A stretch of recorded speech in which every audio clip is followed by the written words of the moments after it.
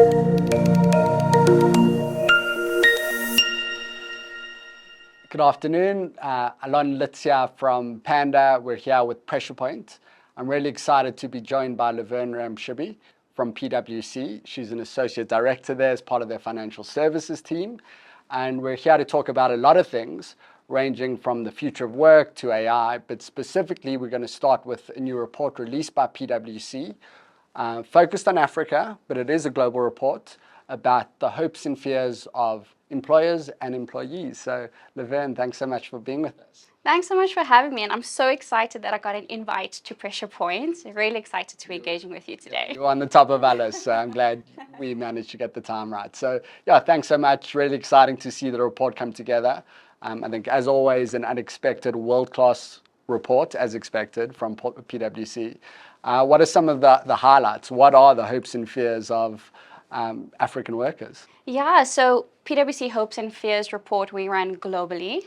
So, we had quite a few respondents coming in, over, 20 to 30,000 odd people, giving a view in terms of what are they hopeful of in the future and what are some of the things that they're fearing. So we live in a world that is forever changing. We're also living in a world where there's many pressures coming through from an employee perspective, an employer perspective, and Hopes and Fears really tries to capture some of those key things. So what are some of the components that the workforce is hopeful by?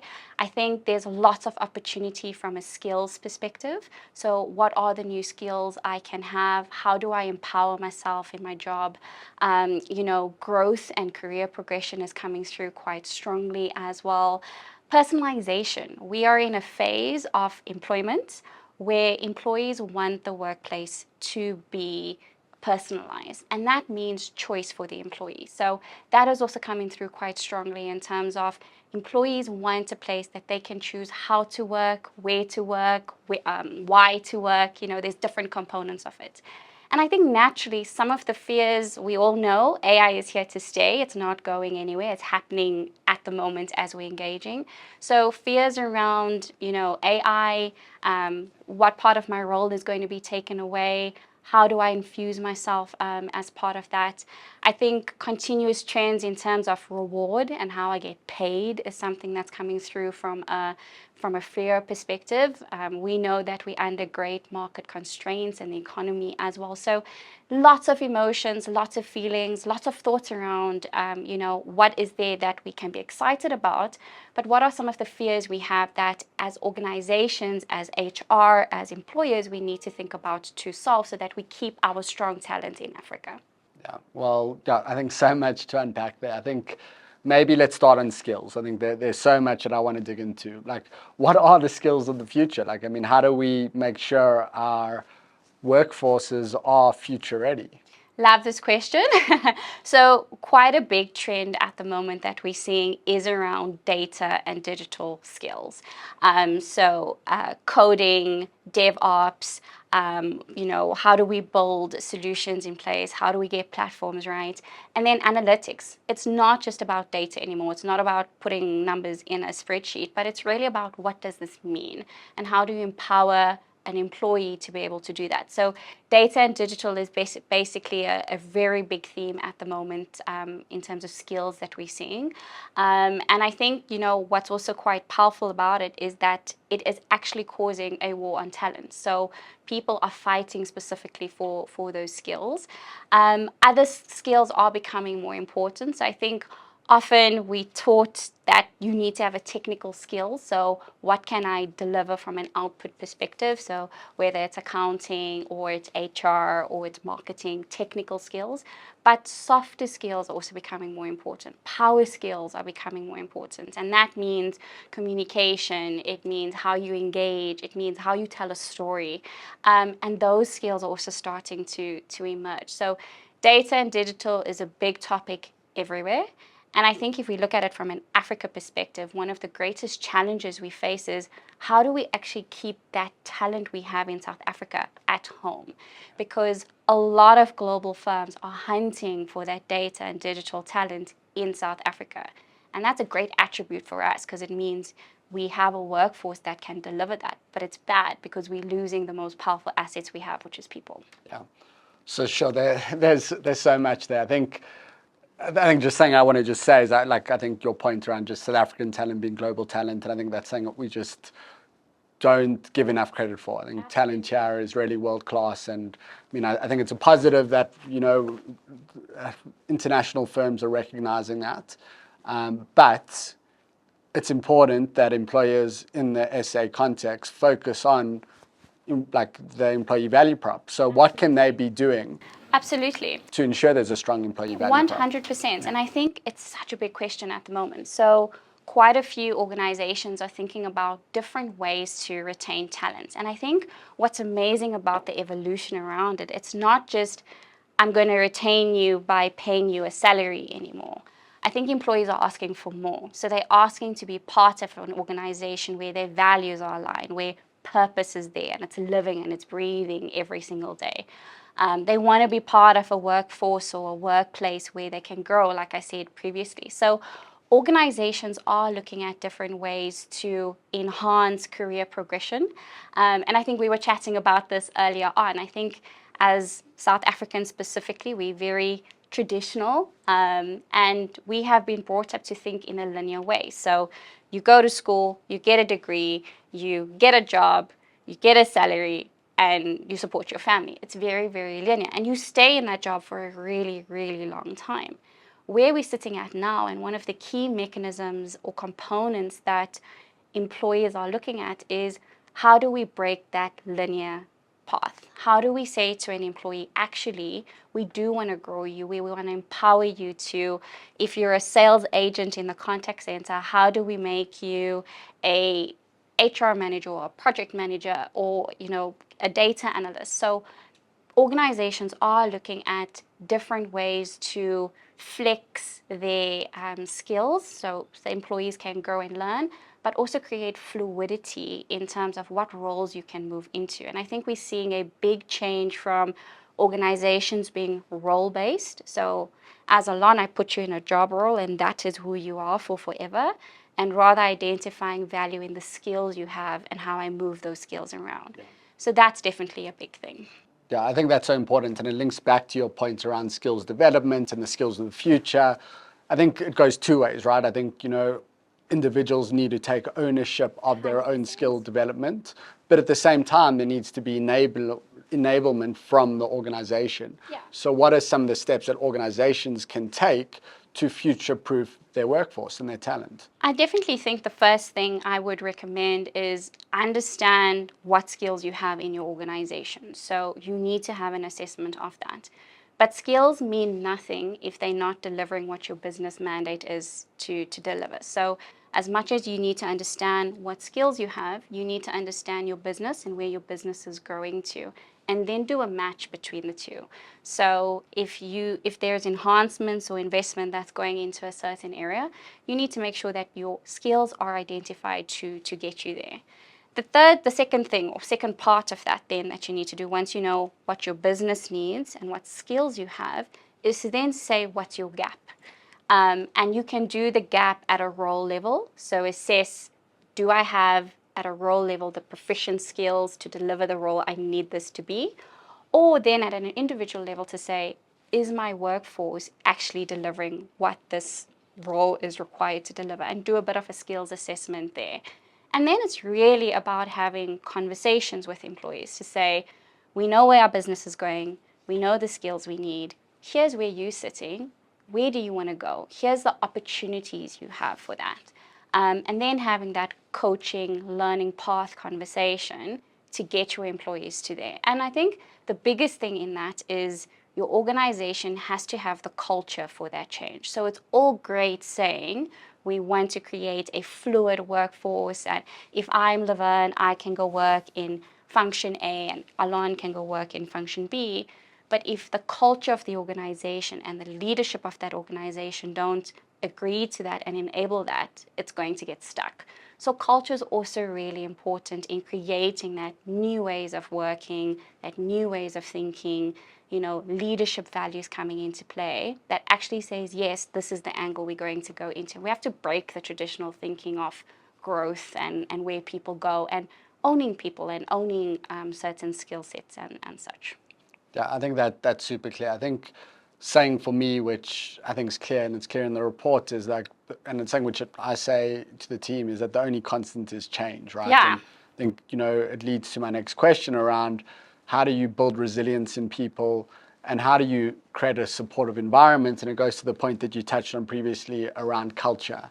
And how do you drive the right culture and how do you support employees? Because, we've spoken a lot about professional development and skills development, but if your culture is not right, if people do not feel supported, you're missing a trick, right? Because you can have the skills development, but the full picture is not there. So what are some steps organizations can take? I think the first point for me is you've got to start with leadership. So I think the role of leadership is fundamentally, like the world is changing, employees are changing, leadership is also changing, right? So it starts at the top. It's the tone that you set at the top in terms of creating this environment where all these amazing things can, happen and be implemented. So leaders need to be able to have those transparent conversations with the employees, to be vulnerable, to bring their true selves to work. That's another thing that came up in our report, is your authentic self. So leaders need to show that behavior as well by acting, not just by saying. So leadership is probably very critical to getting that culture right and creating a space for that. And action and doing means everything. So being also servant leadership in that, I think it's not bureaucratic anymore. It's around that servant leadership role. It's how do I, enable and serve my team so that they can deliver the best, but guide and support where I need to. So I think that's actually one of the most critical points. I think the second thing that's emerging quite, importantly, is creating a space, and I mentioned the authentic self, but it's protecting the authentic self too.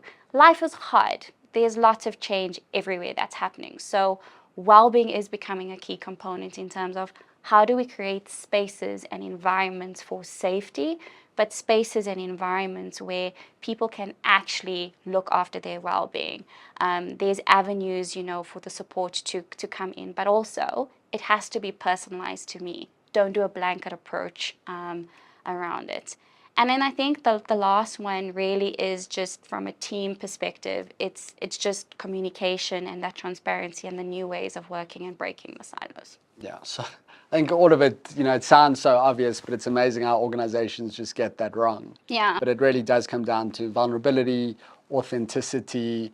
I love the concept of servant leadership. I think the communication aspect also critical. I think if people don't have context, they, I think certain decisions within an organization can be misinterpreted. Yeah, so that communication piece is so important. But the one I really want you to kind of maybe double click on is personalization, right? Yeah. Because I think that's a big theme coming out of the report, and something which is maybe a new concept for a lot of people, and something which I don't think organizations are thinking about necessarily. It's like, let me roll out a solution and I've ticked a box and it's the same thing for everyone and everyone must kind of take what they can get, but that's changing. So I'd love to understand that. Sure, yeah, absolutely. So I think we need to look, like, even if we look at the world and the history of the world, we've gone through different evolutions, and it's the same with the employee. So history lesson quickly, we've gone through, well-being started about a couple of years ago. We have to focus on it, and roles were created and interventions were created, and it continues to grow today. We've gone through the age of digitization. We're in a digital age. We need to learn how to work with different tools, and everything is now online, and what are those components? And now we are in the phase of personalization. And what does that mean? As an employee, it's the same mentality as a customer. As Lavern, as a customer, when I walk into my favorite shop or when I'm shopping for my favorite brand, there's a reason why I'm attracted to it. It is offering something that I need that's important to me. And I have choice to choose which offering is best to deliver the need that I have. And it's the same concept with employees. As employees today, we have choice. I think COVID accelerated a lot of those components and a lot of that thinking, where you can choose how long you work, where you work, the type of work that you do. And so personalization needs to be woven now into the EVP, into how we construct jobs, into how we're looking at total reward. I think if we look at reward, for example, we can't have benefits anymore where it's forced on that employee. How do we bring flexibility in benefits? From a career perspective, we spoke a lot about reskilling and learning new skills so that you can move into other functions you normally wouldn't find yourself in because of the degree that you specifically studied. So flexibility in growth and flexibility in career. Another aspect of personalization comes into hybrid ways of working. Do I want to work in the office? Do I want to work at home? The concept of the office is also changing now these days. People associate coming into the office not to, I'm going to come in and I'm going to sit behind my desk and I'm going to open my laptop and I'm going to work for the next 8 hours. But the concept of the workplace is changing. It's now a place where I can connect. I can have relationships and chats like this. It doesn't mean work or productivity anymore. So people are associating these different buckets of areas in a workplace to, does this align to purpose? Does this align to values? Does this align to where I want to grow? And obviously there's a give and take to that. I mean, we live in a world that's governed by rules and such, but it's all about how do I create the flexibility to a degree that I can allow my employee to have choice in the workplace. So personalization is happening and there's different areas to think about it. So I'll summarize: total reward, career progression, hybrid ways of working are key ones that are coming up more and more. And really the question is, how do you create flexibility to a degree in those spaces? I think that's really clear. And I think it goes back to your concept of servant leadership and enablement and empowerment and different people in have different life circumstance. And I guess your choices also evolve over time, right? If you choose a certain benefit in a certain stage, that may change as your life circumstance changes. So it makes a lot of sense. And again, I think it's something within reason organizations can implement. Absolutely. I think what we haven't touched on is some of the fears. And, we spoke a bit about AI, and I think that was, with the launch of ChatGPT, and I'm sure every organization's thinking about being, AI proof or how all the risk policies are like, don't touch ChatGPT at work. Exactly. Yeah. But is it something that we should be scared of? Like, how should organizations think about it? Look, I think when you read the report, most people are actually excited about it. There are a few that are naturally fearful in terms of AI and generative AI and ChatGPT, which is the new buzz that's taken over the world in the last couple of months, in terms of, is this going to replace my job? And for me, I think it's actually more an exciting opportunity, because I think about it of, how am I going to use ChatGPT or AI to enable my job? And yes, your job will change, but change is not bad. Change means you need to adapt and reinvent yourself. So, like ChatGPT, obviously, it's exciting. It's a base that is endless, and people are using it literally as we're speaking. But I see it as more of a great platform to use as a thought starter. At an individual level. Obviously, at an organizational level, it's looked at quite differently, but using it in your everyday life to check a concept or check a point of view or use it as a thought starter is fantastic. I think from a workplace perspective, and I'll put my employer hat on now, obviously you want to be able to govern it in terms of data that's being shared, and those specific components. But from an employee perspective, as an individual, it's a great tool to upskill yourself, to use it to accelerate your role. Like stuff that used to take you 2 weeks to do, because you have to pull all the research together and you have to synchronize it. Now it takes a couple of seconds to do. My question is, what can you do with the additional time that you have that you couldn't get to? That for me is the value question. So yes, it is fearful. Do we know where it's going to end up? No. But that's what makes life exciting. But can you use it to empower yourself, especially at an individual level? Absolutely. And I think organizations and corporate and employers are thinking about ways in which we incorporate it into our work, because we don't want to be doing mundane tasks. We don't want to be doing things that are super operational. We want to be doing stuff that's adding value, and that's where the energy and focus is going towards. Yeah, I think that framing is great, right? So don't think about it as the scary thing, and I understand the concerns and I understand the fears, but it's a superpower, right? So what can you do with this new superpower that you can now unlock? And I think it's also an equalizer. I mean, obviously there's still constraints, right? And I'm not sitting here naively and thinking everyone's got equal access, but at the end of the day, everyone, if you can get access to an internet connection and a device that allows you to access the technology, it is an equalizer. Absolutely. And that's empowering, and I think that's exciting. And it's really, yeah, it's exciting to think what people can develop with all this extra time, all this extra knowledge that they wouldn't previously have access to. And I think a great opportunity, because the question is, how do we close the gap, especially in Africa and South Africa? There is a large component that don't have access to that. So, let's leverage it and use it to see how you actually close the gap. For me, it's about opportunity and how you optimize it. And I think there's a role organizations can play Absolutely, there as well as government and education systems and such, and how we weave all of that in. And yeah, I mean, there's probably a whole podcast that we can get into. Absolutely. How we can use ChatGPT to power the future. But I think in closing, I think this has been a great conversation. I think we've covered so much around hopes and fears, but also practical steps that organizations can take. If there was maybe 3 takeaways that you want to leave business leaders, HR teams, or individuals with off the back of the report, what would those 3 takeaways be? Yeah, I think it's definitely, how do you challenge the skilling component, breaking the silos, making it more fluid. And that means you need to change your job architecture and roles. So really think about reskilling, upskilling, making it quite agile and different. I think the second thing is culture is quite important. So whatever you do from a transformational perspective, your culture is going to enable that. So what is the role of leadership in that? What are the new ways of working in that? What are the values that are being derived from that? And I think my last point is personalization. We can't do blanket approach over employees anymore.